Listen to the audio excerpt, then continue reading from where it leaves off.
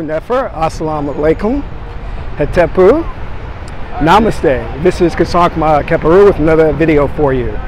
So we're taking a walk on a beautiful day, so why don't you walk with me? I want to ask a very important question. Are you Neo, or are you a Neo? And if you've seen The Matrix, you probably understand what I'm talking about, because Neo was kind of like a prophet, the one that could actually manipulate the Matrix. And in some ways he was unplugged from the Matrix because he could actually see the code that comprised the Matrix, whereas others, they saw the material things, the individualized things, and not the code itself. And this allowed Neo to manipulate matter. And it was a very interesting scene where he came across a young child, and the child was trying to bend the spoon.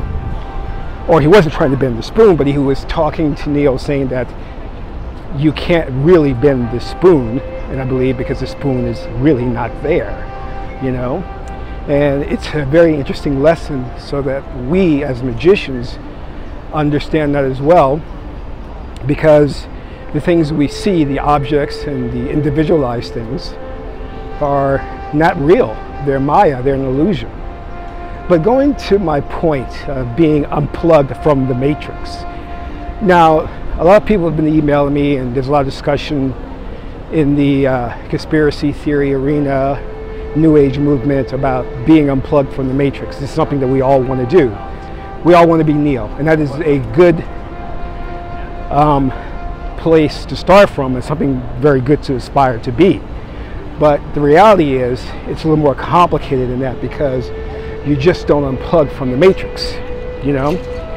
There are other aspects to the Matrix that you're going to have to deal and contend with. And I'm not talking about the agents. Those are real as well, because you're going to be confronted with friends and family members who are deeply rooted in this illusion of fourth dimensional so-called reality, that they will try at best, you know, and they're misguided, but they're sincere in their efforts to keep you in the Matrix by telling you that you're crazy for getting into all this information.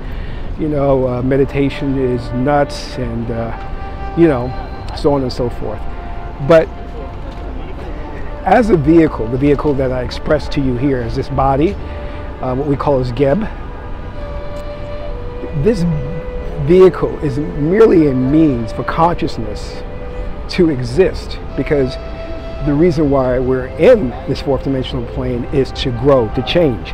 And the only way to grow is to have individualization or linear space-time, because linear space-time is subject to process, beginning, middle, and end.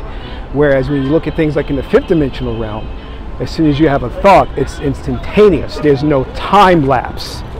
And right now, for example, if you want to manifest something, because you know you're a reality generating machine, you're a God man, God woman, there's a time lapse between when you think of it and when it actually manifests. That's because we're living in the fourth dimensional space-time continuum. Okay, with that said, before we can even unplug from the Matrix, we have to first unplug from what those who are getting involved in transurfing call the pendulums, or what we in occult practices call ergomores, or these entities that are created by thought process. And I've always talked about how racism is a virus, or it is a ergomore, an intelligence that exists. It's an entity, and this entity exists in the etheric realm. So the rulers of the planet, they are good occultists. They know how to hack the psyche and implant these viruses. So you have an implant. So you are directly connected to this via, number one, your gender, number two, your race, ethnicity.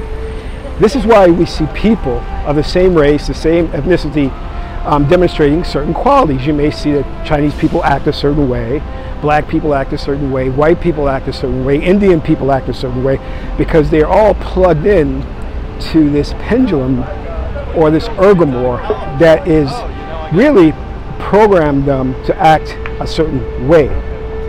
Now, as I said, it is something that we don't think about, because we're on automatic pilot. We're not thinking about this, but there are certain cultural norms that you attribute to certain groups, you know, And some of this you may say, even stereotypically, like, oh, well, black people can dance, and white people have no rhythm. You know what I mean? Or all Asian people are good at math or things like that. But this is because, and I want to take a little rest here, that the ergomores or pendulums or entities that we created directly influence us on a subconscious level. So our actions are guided by them and we don't even realize it. So the first means of becoming a neo or being liberated is unplugging from that.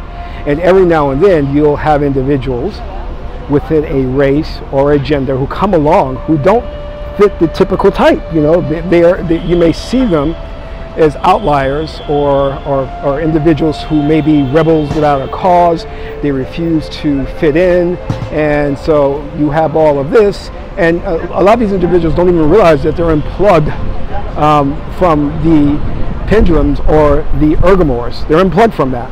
Now, I spoke about this in a previous video, that these ergomores are created and they govern many things. Like, for example, they not only govern genders, races, but you can go into a company, and you ever heard of the term corporate culture?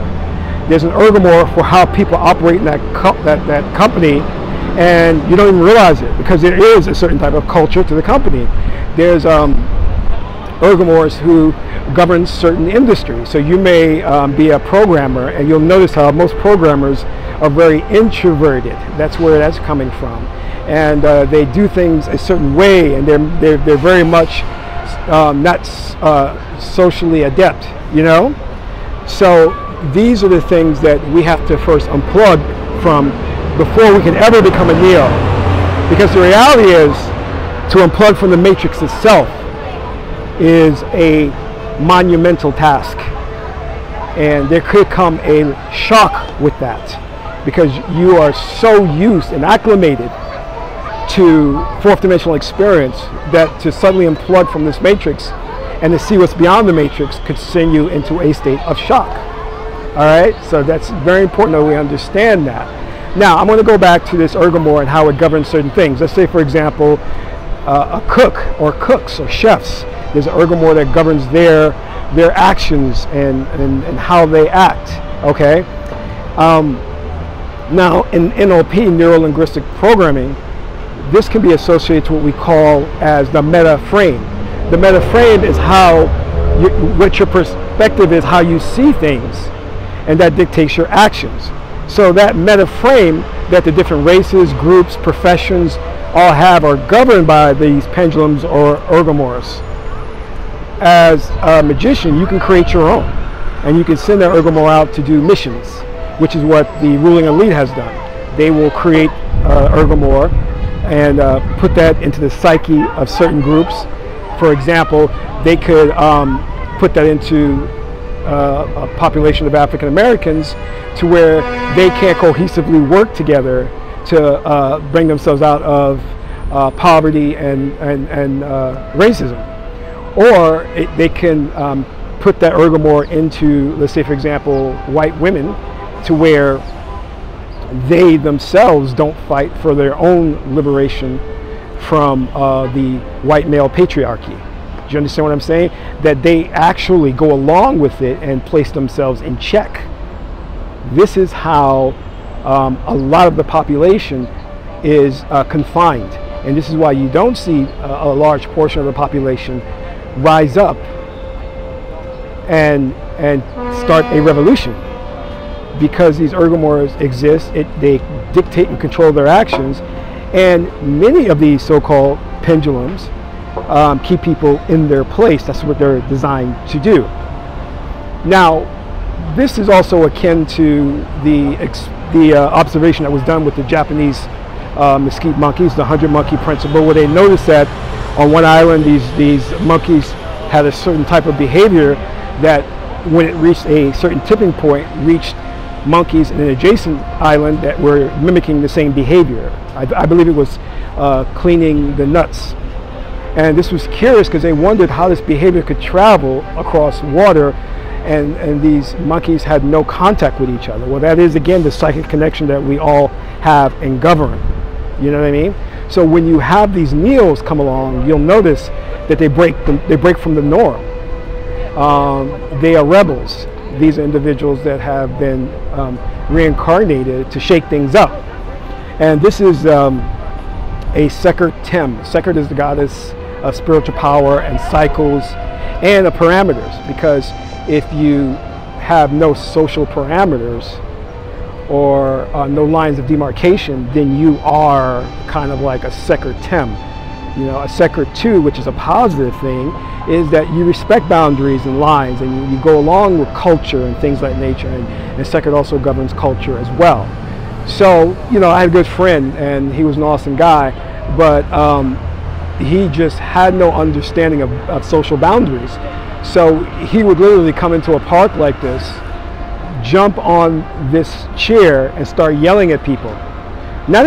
This was him expressing himself, his natural self. He wasn't like trying to be aggressive or disruptive. That's just who he was. He just loved shaking things up. He loved being different. And in fact, it was very attractive to a lot of women because they saw this guy as just unpredictable. You just didn't know what he was doing. I mean, one time he came to me and he had all these bruises on himself. I said, well, what did you do? He said, well, I just decided that I was going to do flips in and out of the park. I said, why would you just want to do flips? He says, I just wanted to see if I could do it, you know? And he bruised himself a lot. But this is the neos. You know, they unplug from the ergomores, the pendulums, but they have no guidance. So they need somebody to come along and say, okay, if you're going to rebel, here's a process by which you can tailor that energy and direct it in the right way. Unfortunately today, we look at these individuals as outcasts of society, and we need to work with them because they can help us to bring about a new world if they get an understanding of what their role is. So before we can unplug from the matrix, we have to first deal and contend with the pendulums and ergomores that govern our actions. And as I said before, you can see this first and foremost in cultures that different races of groups have, and different like quirks and tics that we all have that are part of our racial demographic or our cultural demographic. You'll see this, and this is transmitted to us from the ergomores. So the first thing to being a neo is unplugging from that. You got to do that. And I remember when I was a kid growing up, I did not have an affinity for, you know, modern culture. I was more looking at ancient culture. And, you know, my parents were thinking, whoa, this is so weird. Why do you want to keep doing all this research into ancient culture? And so when my parents would have family gatherings and this and that, I was not interested. I stayed away from that because I was more so looking at how can I help humanity. So I was unplugging from the ergomores that governed the people, my immediate family, or, you know, my immediate biracial family, or whatever you want to call it.